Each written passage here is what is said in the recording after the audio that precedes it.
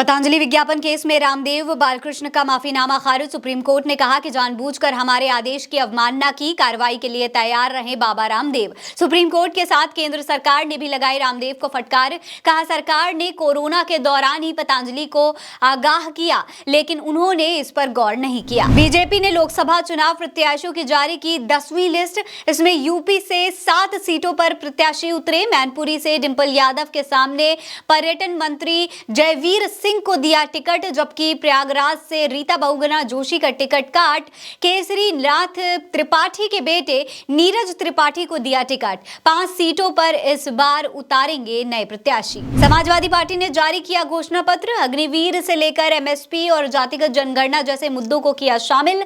अखिलेश यादव ने कहा कि 2025 में पूरे देश में होगी जातीय जनगणना। 2029 तक सपा सबको दिलाएगी न्याय। इसके अलावा अग्निवीर को खत्म करने की भी की घोषणा। साथ ही साथ एमएसपी लागू करने के साथ किसानों का कर्ज साल के अंत तक होगा माफ। राजनीतिक दलों के कार्यकर्ता घर पर लगा सकेंगे पार्टी का झंडा, बैनर या कटआउट।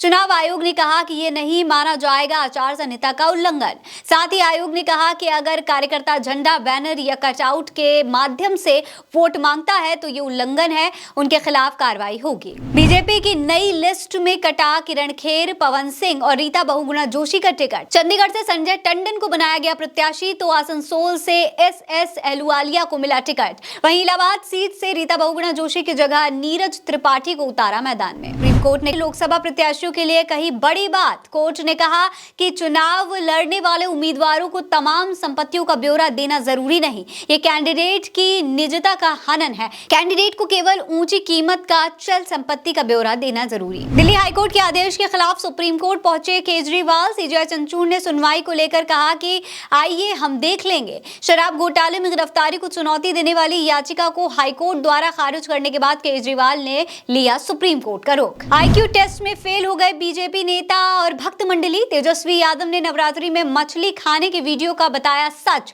तेजस्वी ने कहा कि मैंने जो ट्वीट किया है उस पर साफ तौर पर तारीख है और उस वीडियो में 8 अप्रैल लिखा हुआ है। बीजेपी के नेता आईक्यू टेस्ट में फेल हो गए। सुप्रीम कोर्ट ने अनिल अंबानी को लगाई फटकार। कोर्ट ने अनिल अंबानी के रिलायंस इंफ्रा को डीएमआरसी को 3,300 करोड़ रुपए लौटाने का दिया आदेश। कोर्ट के फैसले के बाद 20% गिरा रिलायंस इंफ्रास्ट्रक्चर का स्टॉक। सीजेआई चंद्रचूड़ की बेंच ने सुनाया ये बड़ा फैसला। संजय राउत ने बीजेपी की तारीफ करने पर राज ठाकरे पर साधा निशाना।